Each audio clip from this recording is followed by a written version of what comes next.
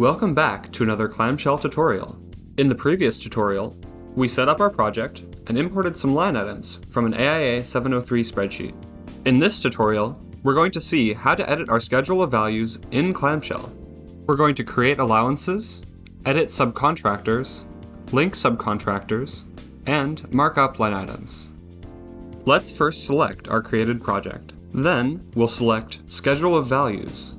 Here, we can see the schedule of values that we imported in the previous tutorial. It's important to note that any changes we make here are saved immediately. Let's get started with our edits. We issued a new contract to Precision Surveying. This subcontractor will be performing the survey on this project. We want to add a new category for our surveying line items, and we want to link those items to Precision Surveying. First, let's create a new work category. In the New Primary Category box, type your category's name and click Add. Notice how Clamshell automatically sorts categories that start with a 6-digit division number. We can add new items to our category by entering information into the green row below our new Survey category header. The first piece of information we need to enter is the resource code for our surveyor. This subcontractor is new on this project, so we'll click New to add a new resource code for our surveyor.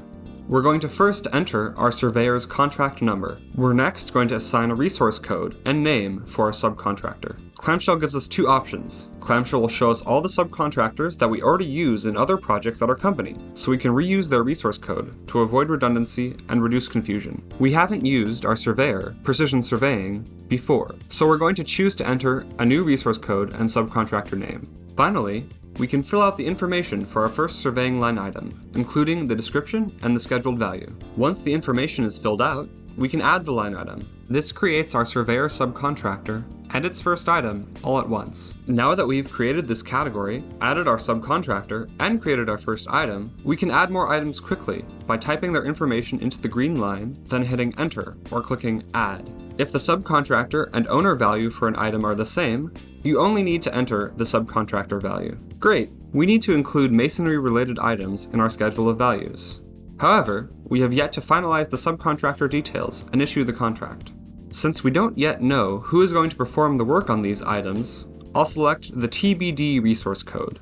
The TBD resource code is special in a few ways. Line items assigned to TBD cannot be advanced for billing. This is because Clamshell has to know who is responsible for these line items and how these costs are going to be handled. TBD items are required to be assigned to a subcontractor first, before becoming billable. For more information about advancing items, see our owner billing tutorial. TBD items also don't show up under subcontractors. Instead, they are accounted for in your margin through the pending buyout value.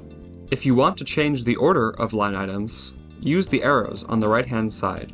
The last thing we want to add to our schedule of values is an allowance. Use allowances when additional funds have been put aside for changes later on in the project. Clamshell handles allowances differently than normal line items. Once you start billing for your project, you can add items to allowances and advance those items to bill for the allowance. We'll cover this in our owner billing tutorial. First, we'll create a new category called Allowances. Creating an allowance is just like creating a normal line item. To make the item an allowance, click its Edit button. Select This line item is an allowance from the owner. Then, click Save Changes. We'll see the item turn gold to indicate that it's an allowance. Let's take a look at our margin. We can see that there's a separate section on the margin for allowances that's distinct from the rest of our contract items.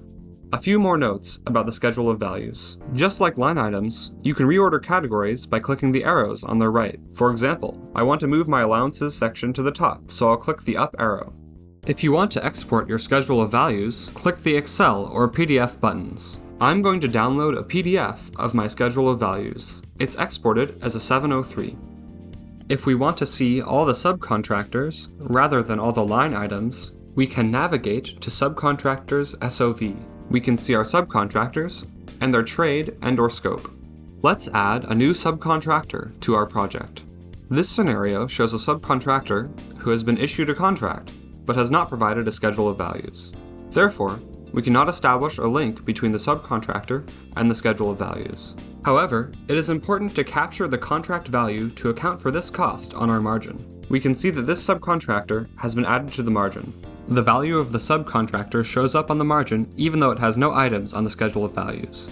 However, as we saw previously, we actually do have the masonry work for this project specified. So, now, let's link our masonry subcontractor to our masonry items. We could go and change them each individually, but Clamshell lets us edit multiple line items at once. We'll click the check mark by our masonry category to select all of the masonry items. Then, we'll use the menu in the upper left to edit these items. This menu has many options, but we'll select the Set Resource Code option.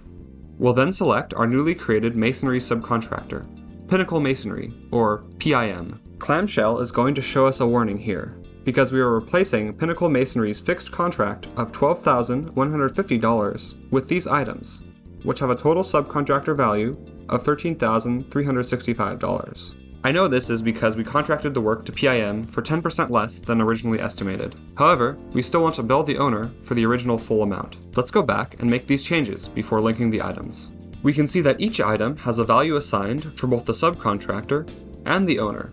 Clamshell calls the difference between these two values the variance. We could adjust the variance for each item manually.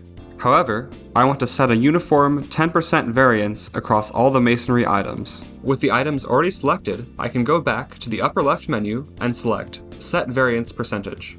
Clamshell gives you the option to either change the owner value or the subcontractor value. I want to set the subcontractor value to 10% less than the owner value, so I'm going to choose the second option and enter 10%. I'll click Change Variance to apply this to my items.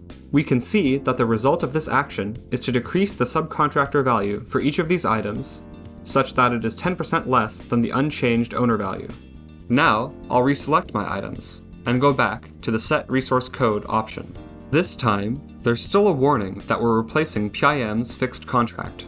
However, because I adjusted the values of the items in the previous step, we can see that the values are now the same. Because the values are the same, I know that my project contract amount won't change. I'll click Change Resource Codes to assign the selected items to PIM. Now, if we go back to the subcontractors listing, we can see that Pinnacle Masonry is linked to the Masonry section. Once your schedule of values is completed, reviewed, and approved, you can finalize it in Clamshell by marking it Approved. Modifications beyond this point will then become limited. Once approved, changes to the project information and schedule of values can only be made by an administrator. However, you can modify the project's contract in future billings. See our contract modification video for information on how to do this. There might be a few things you want to fill out under the Margin Report Setup tab before you approve your project setup. See our Margin Report tutorial for more information. Click the Approve button to finish approving your SOV. Now, we're ready to create our first progress billing. Thanks for following along on this Clamshell tutorial. It's now time to start billing for our project. I'd recommend you watch the Owner Billing tutorial next.